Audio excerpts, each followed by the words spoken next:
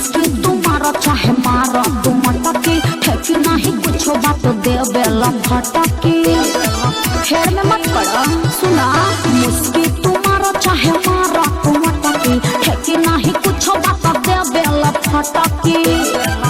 अपना पीछे पीछे तू तो घुमावता रे रे ऊपर नीचे के देखा के लाला चावता रे रे दे दे वो में से एक बेरे औरी औरी औरी समझदार खातिर सारा काफी बादे छौरी समझदार खातिर सारा काफी बादे छौरी साफ पागल काफी बादे छौरी समझदार खातिर सारा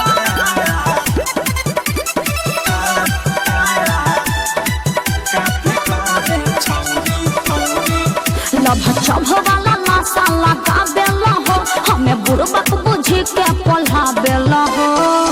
ऐसा ऐसा लड़की मत बुझ खानदानी हो छुआई नहीं होई तब छुए दा हो जवानी के रस तब छुए दा हो चुप रहा तोहर भागल दोनों पकौड़ी पकौड़ी पकौड़ी समझदार खातिर सारा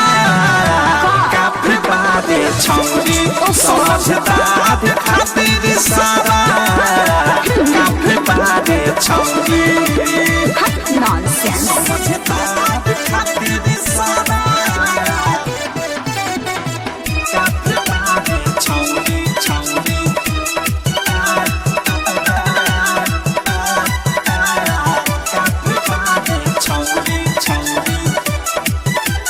तोहरे कोयल भइल भकबाबे हो अरे दोसर केहू के बहकबाबे हो ज्यादा लाख मत लगाओ